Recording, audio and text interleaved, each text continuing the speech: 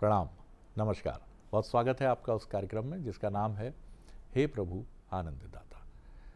और इसके एक और नए एपिसोड में आपका स्वागत है।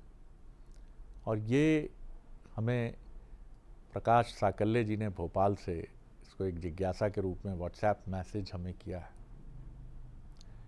इन्होंने ये कहा है कि परिवार हो, समाज हो, सार्वजनिक क्षेत्र हो, क्षमा शब्द बड़ा विलुप्त होता जा रहा है या बड़ा सेरेमोनियल हो गया है, किसी सेरेमनी की तरह हो गया है कि व्यक्ति स्वांग पाखंड तो करता है कि वो क्षमा मांग रहा है, वो भीतर तक बहुत विनम्र भाव से भरा है, लेकिन ऐसा है नहीं। और इसीलिए न क्षमा मांगने वाला प्रभावित करता है और जिसके साथ कथित रूप से कुछ गलत हुआ है और जो अपेक्षा रख रहा है कि उससे क्षमा मांगी जाए, उसके मान की रक्षा की जाए, उसे भी यही लगता है कि उसे छला गया है, क्षमा मांगने का एक स्वांग किया गया है और ये क्षमा नहीं थी। तो साकल्य जी ये जानना चाहते हैं हमारे विद्वान वक्ता से कि आखिर क्षमा का कुछ सुख है भी, कि ये सिर्फ एक कलयुग में क्षमा के मायने भी बदल गए हैं। अब क्षमाशीलता या क्षमा करने के बाद भी मन शांत नहीं होता है और मन अशांति से और भर जाता है। न जिसके साथ आपने अन्याय किया है वो भी ये एक्सपेक्ट करता है कि नहीं, ये क्षमा नहीं मांगेंगे, आएंगे भी मांगने तो उसके पीछे भी कोई ना कोई गणित होगा, कोई राजनीति होगी। और जो क्षमा मांगने का नाटक कर रहा है वो भी ये जानता है कि मैं कर रहा हूं। तो ये कहते हैं आखिर क्षमा कहाँ चली गई है। और क्षमा तो कहा गया, क्षमा बड़न को चाहिए छोटन को उत्पात। तो ये कहाँ चले जा रहे हैं हम, किस अंधी दौड़ में हैं। कोई माफी भी ऐसा मांगता है जैसे लाठी मार रहा है, चलिए माफ कर दीजिए, गलती हो जाती है सबसे, छोड़िए भूलिए, अटकिए मत, माफी मांग रहा हूं आपसे। अब ये तो तरीका नहीं माफी मांगने का। तो आखिर क्षमाशीलता, क्षमा मांगना, आंखों में आंसू आ जाना क्षमा मांगते हुए, अपनी गलती को, अपनी त्रुटि को इतना विहंगम तरीके से आत्मसात कर लेना, उसके सारे आयामों को, डायमेंशंस को परख लेना, ये क्या सब विलुप्त हो गया है। और क्या हम एक ऐसी बर्बर और एक अमानवीय सोसाइटी की तरफ बढ़ रहे हैं जैसे हम प्रागैतिहासिक काल में, प्राइमिटिव टाइम में थे, कि जहां हम सिर्फ शिकार करना, एक दूसरे को निर्ममता से मारना जानते थे। मारने का अर्थ मांस के लिए ही मारना नहीं है, मारने का अर्थ ये भी है किसी को जीवित रहते मार देना। इसी प्रश्न को लेकर साकल्य जी बड़ा गहरी दार्शनिक आपने व्याख्या कर डाली है, मैं भी डूब गया आपके प्रश्न में। तो सीधे चलूंगा मैं भगवत गीता के अध्येता, मानस मर्मज्ञ प्रोफेसर डॉक्टर सुरेंद्र बिहारी गोस्वामी जी के समक्ष प्रणाम कर रहा हूँ। स्वामी जी, साकल्य जी का विवेचन प्रश्न का बड़ा अच्छा आपने किया है। मैं भी क्षमा शब्द को बड़ा संकुचित और अंग्रेजी के स्वारी से जोड़ देता था जी। जैसे हमारे यहाँ एक प्रचलन, यद्यपि ये अचूक औषधि वो ले गए अपने यहाँ से, जिन जिन ने हमारे यहाँ आक्रांता आए, जिन जिन लोग, जितने भी आक्रांता आए, उन्होंने ये अपर निधि हमसे ली। इससे बड़ी कोई निधि नहीं है। और इसके बदले उन्होंने एक वो अंग्रेजी का शब्द हमें सौंप दिया, सॉरी। तो हम सॉरी को क्षमा से जोड़ देते हैं। क्षमा और सॉरी की कोई तुलना नहीं है, कोई तुलना नहीं। सॉरी एक औपचारिकता है आपके द्वारा कही जाने वाली, एक व्यवहारिकता आप निभा देते हैं सॉरी बोल देने से। लेकिन सॉरी बोलना मुख में शब्दों का खेल है, अंतर मन का संबंध क्षमा से, बहिरंगता का कोई संबंध क्षमा से नहीं होता। दूसरा ध्यान रखिए, पिताश्री एक बात कहते थे, हमारा जीवन ही क्षमा के लिए हुआ है। ये गूढ़ता हम नहीं समझ पाते कभी भी।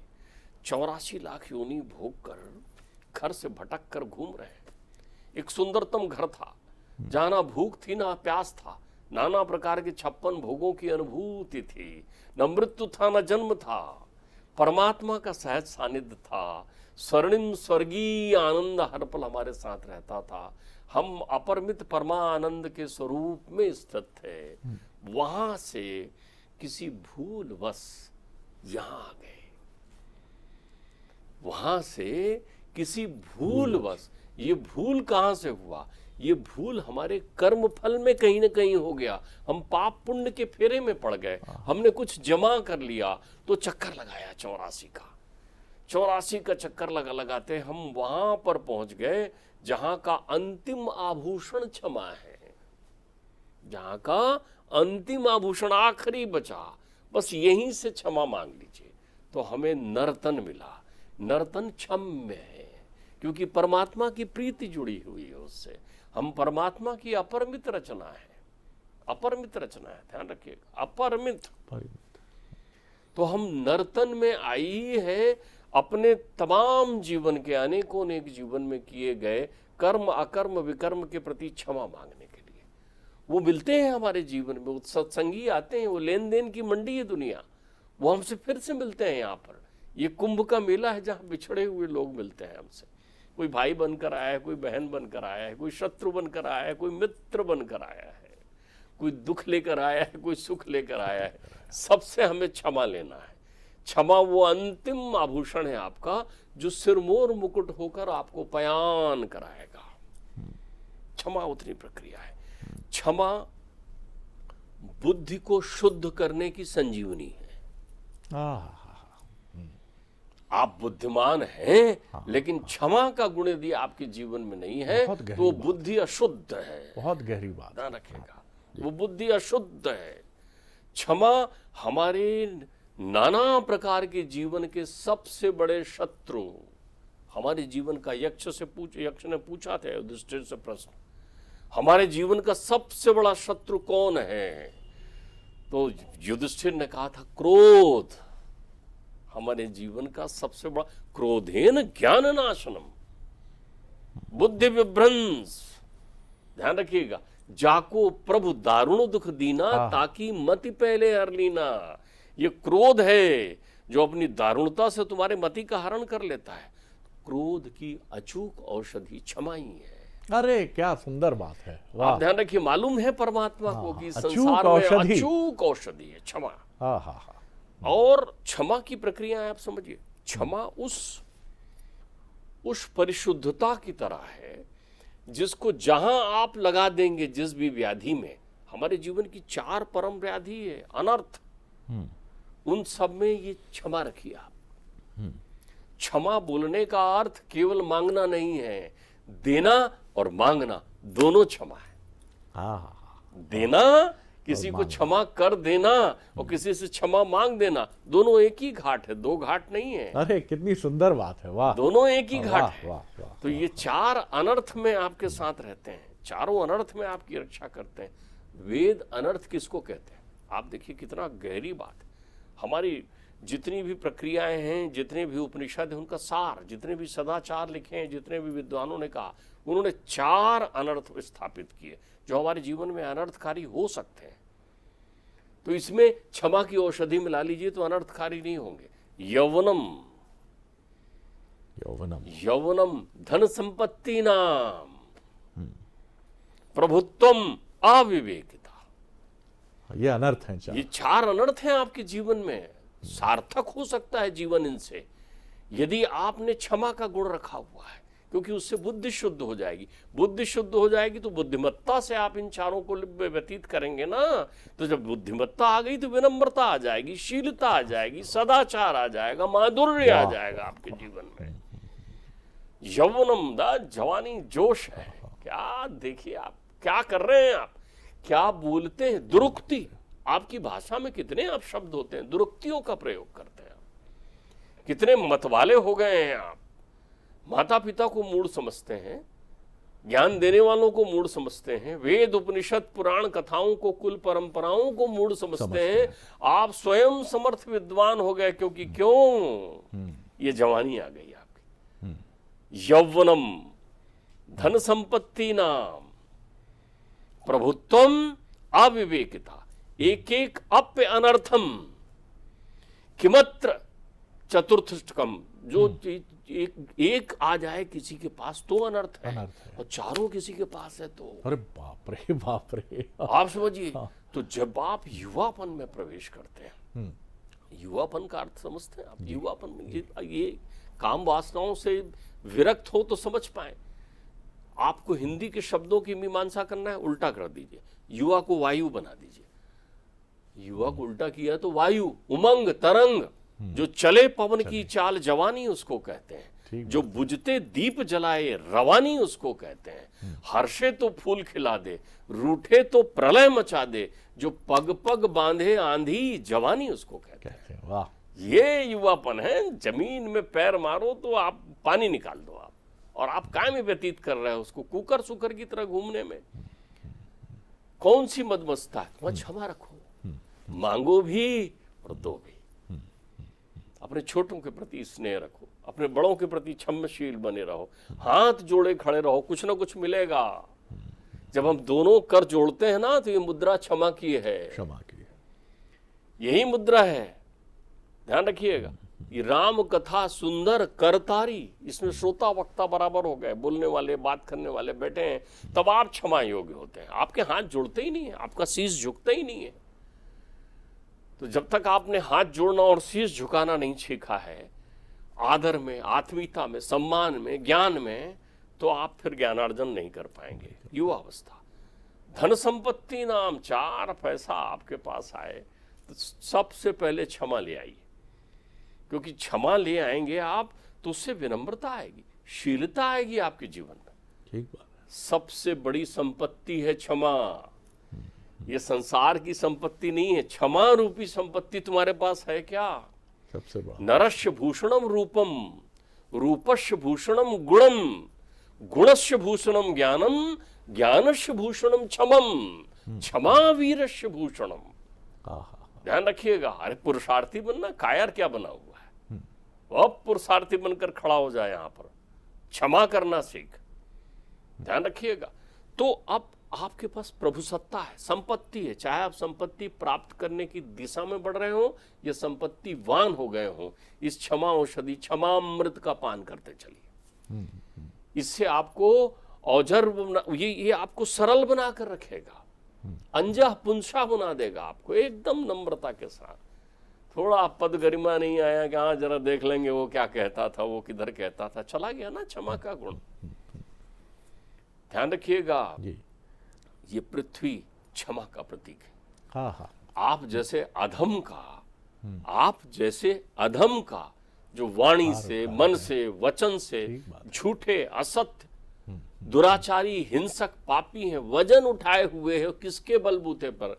क्योंकि पृथ्वी क्षमा है। जिस दिन उसने अपना, अब क्षमा ने अपना अटलता छोड़ दिया, उस दिन तुम वहीं पहुंच जाओगे, धरा रसातल में। ध्यान रखिएगा। तो ये अब आपकी प्रभुत्व, धन संपत्ति, फिर प्रभुत्व। आपके पास जब भी कोई ऐसा अवसर आए जिसमें आप किसी अधिकार संपन्न स्थिति में हो जाए।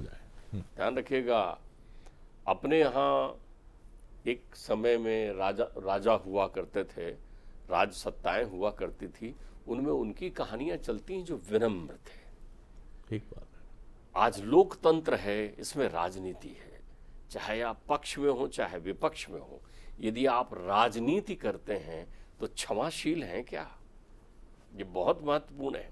आपने क्षमा मांगा, आपने क्षमा किया, ये गुण है क्या? यदि नहीं है तो फिर आपका ये प्रभुत्व दूषित हो गया है, आपको अधोगामी बना देगा। तो जब भी आपके पास अधिकार है, अधिकार प्रभुत्व किसी भी रूप में आ सकता है। पिताजी की मृत्यु हो गई तो बड़े भाई प्रधान बन गए, अब आप विनम्र हो जाइए, आप क्षमाशील हो जाइए। क्षमा बड़न को चाहिए, छोटन को उत्पात। क्या आप बड़े हुए तो बड़े तो और अधोगामी हो जाते हैं। छोटे बेचारे, छोटे भाइयों की संपत्तियों पर आप अपना ध्यान दे रहे हैं, छोटे भाइयों के अधिकारों का, छोटी बहनों के अधिकारों का आप हनन कर रहे हैं। तो प्रभुत्व आने पर ये क्षमाशीलता आप अपने पास लाइए। अविवेकता, जब भी मूढ़ता दौड़े ना, मैं कह रहा हूं ज्ञान चला गया है, विवेक आपके पास है नहीं। विवेक तो संपदा है, अविवेकिता, मूढ़ता, सारी चीजें, मूढ़ता जो है वही अब विपदा है आपके जीवन की।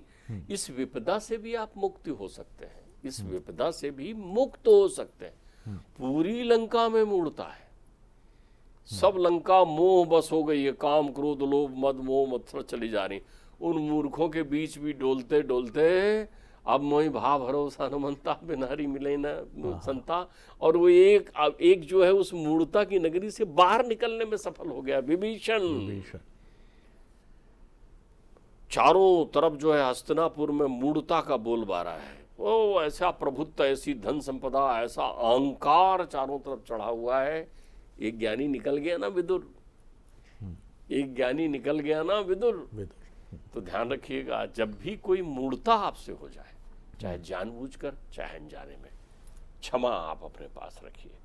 क्योंकि जीवन में जिसके पास भी क्षमा का ये गुण आ गया, परमात्मा को सर्वाधिक प्रिय क्षमाशील प्राणी, क्षम्य प्राणी है। ध्यान रखिएगा, वो द्रौपदी जिसके कारण महाभारत युद्ध हुआ, तब उसकी मना स्थिति देखिए। महाभारत युद्ध के पहले प्रभुत्व और अहंकार का एक डोल आया। कैसे? वो कह रही, अरे अंधे का पुत्र अंधा,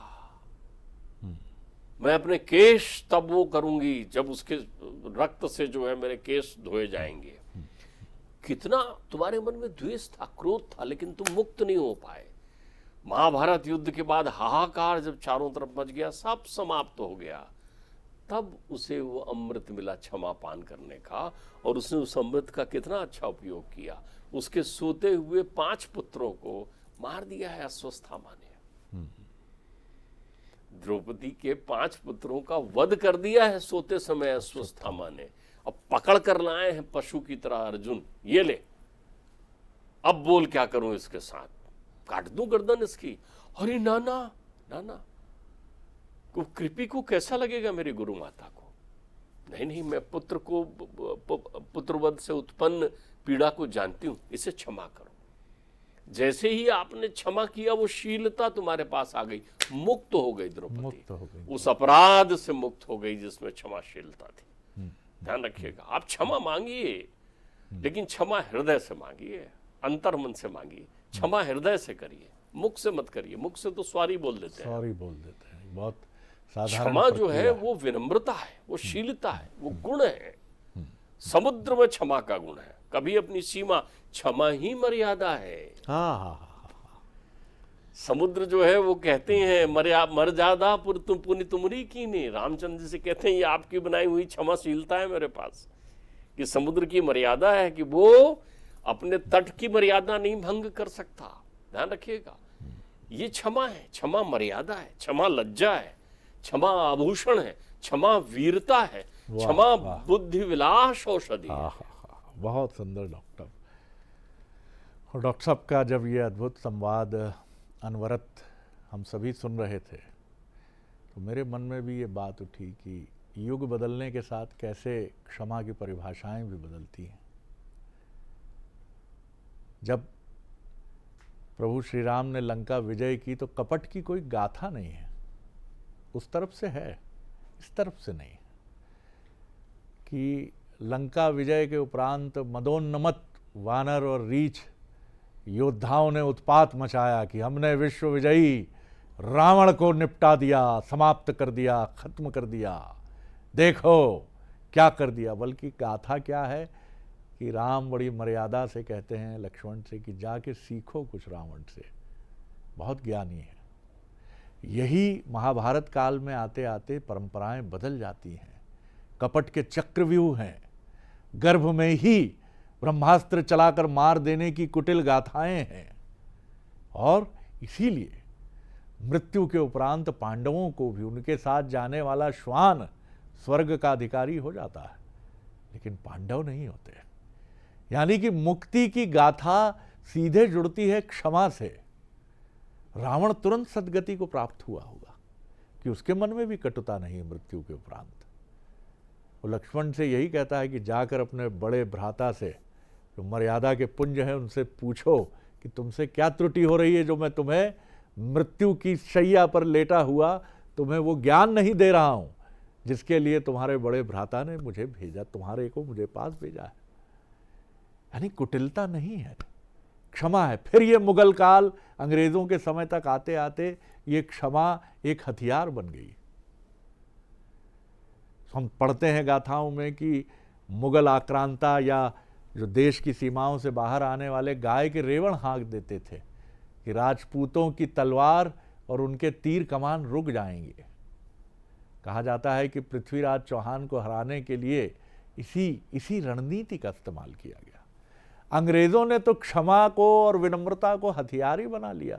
दस्तूरी जैसा शब्द आया कि वो दस्तूरी लेके जाते थे राजा महाराजाओं के पास, राजा साहब हम आपके लिए तोहफा लाया है ब्रिटेन की महारानी की तरफ से, और वो भी एक कुटिल हथियार बना। लेकिन सब भटकते रहे। आज 5वीं अर्थव्यवस्था हम हैं, वो गोरे बाबू लोग नहीं हैं जो हम पर 200 साल शासन किए हैं। अब कहा जा रहा है ब्रिटेन इज इन ट्रबल, वो संकट में है क्योंकि क्षमा नहीं है। तो इस भारत भूमि से जहाँ क्षमा के मूल्य को ऐसे अद्भुत विद्वान जैसे हमारे विद्वतापूर्ण व्याख्यान करता है वो हमें बताते हैं, आंखों में अश्रु आ जाते हैं कि क्षमा नहीं तो सैटेलाइट की तरह भटकना है और कहीं टूट टूट कर गिरना है, नष्ट भी नहीं होंगे मुकम्मल। क्षमा मांगिए, मुक्ति के सद्भाव की बुद्धि को शुद्ध करती है क्षमा। डॉक्टर साहब, शब्द नहीं है, कई बार आप बोलते हैं तो ऐसा लगता है कि त्रिलोक से गूंज रहा है सत्य। अगले एपिसोड में एक और विषय लेकर उपस्थित होंगे। प्रणाम, नमस्कार।